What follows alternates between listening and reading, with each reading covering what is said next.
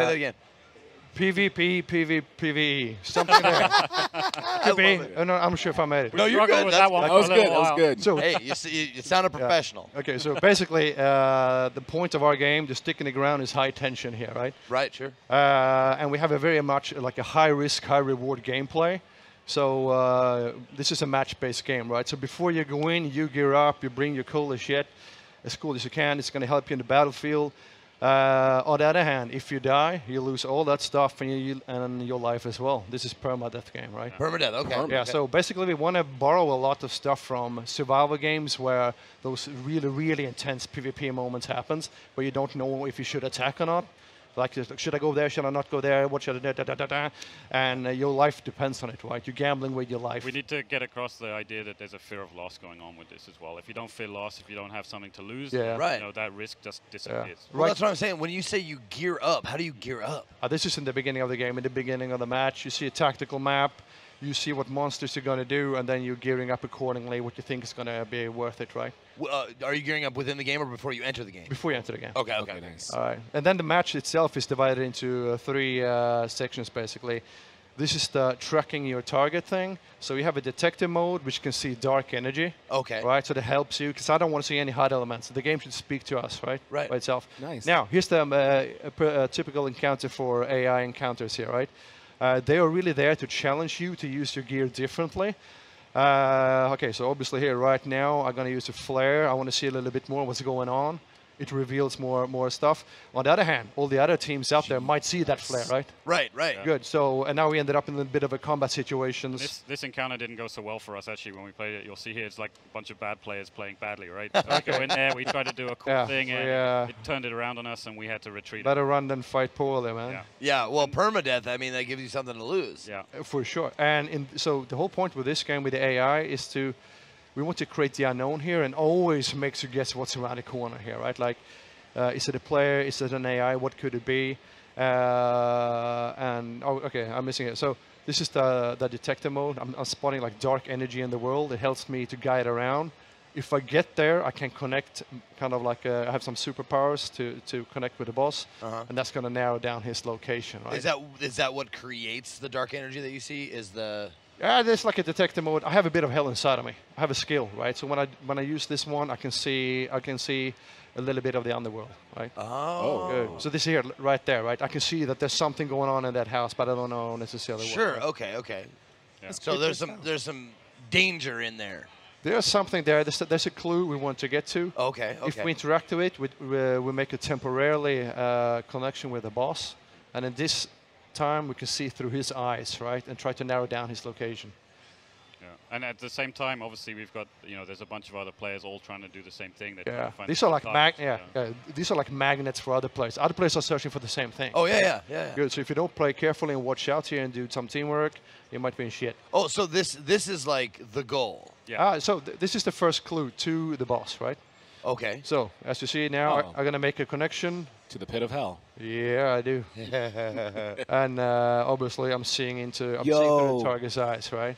We've actually had situations where players have done this, and we've seen other teams fighting. about to get. Oh, dude, I just figured out what that was. Yeah, oh my God! It's an arachnid. Yeah. You might see him a little bit more later. And this is also like, so we're jumping a bit here, right? So we took the third clue here. Okay. And in classic survival game scenario, right? You have already spent some ammo. You want to go maybe to a supply point, right? Yeah. But as always, they're in the shitty spot. So it's again high risk, high reward gameplay. Should I go there or not? Because people might snipe me as I go there, right?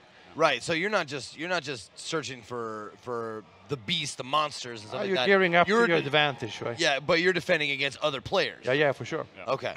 So in this case, I send in my body first, right? So Go get a meat shield. It's always the Brit goes in first. Is this you guys actually playing? Yeah, for sure. Yeah. Oh, awesome. Yeah. That's really So, So he could legit send you in, then he dies permadeath. You live and you keep all your stuff. we have a reviving mechanic, right? So we really want to keep you playing together here. Okay. Gotcha. So, okay. but if you revive, they lose a health chunk.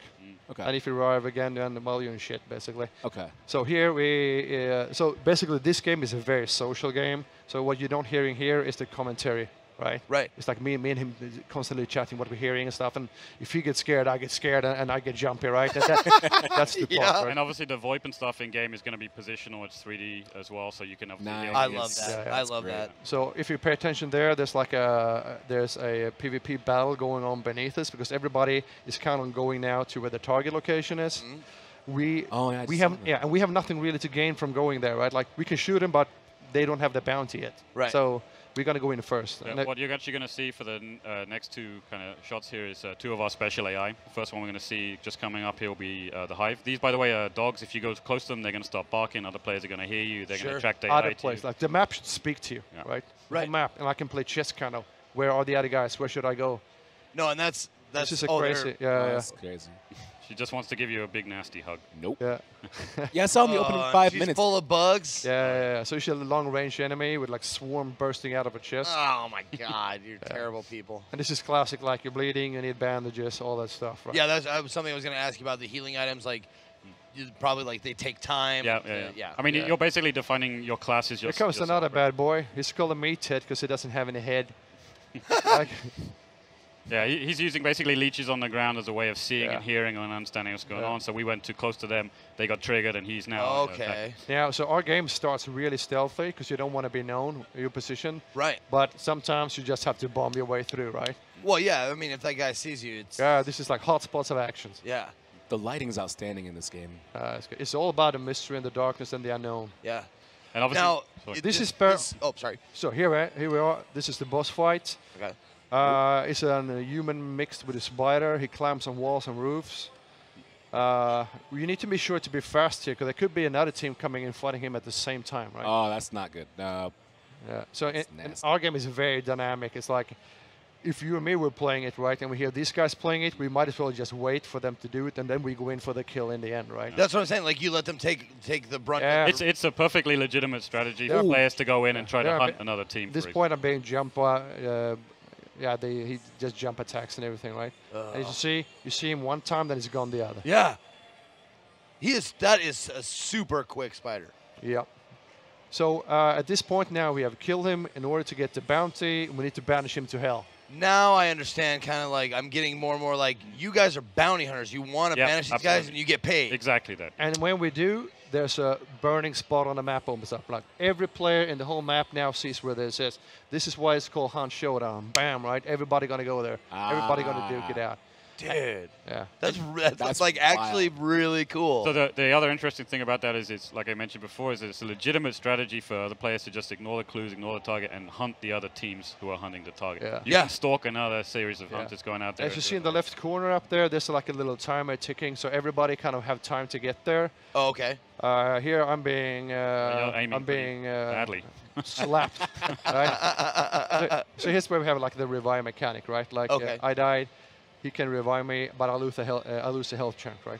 Right, okay. So basically, for us, since we got there first, this is a defensive mission at this point, right? Yeah. And all the threats we had coming in are now perfect for us because we will hear dogs barking if the players coming too close to them. So we can all, again, like listening to the environment and use it to your advantage, right? That's actually something I wanted to touch on as far as the sound design goes. Like, I love it when you actually have to use your ears as a part of the game. Yeah, exactly. So we call like reckless players or dead players, man.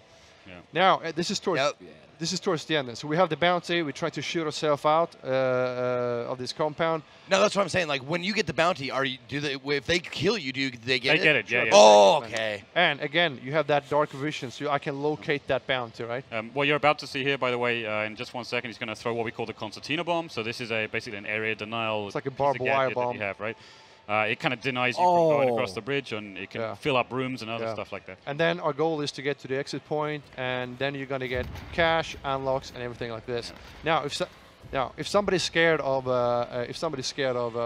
permadeath, the whole thing with our game is like, yeah, you die, but everything you unlock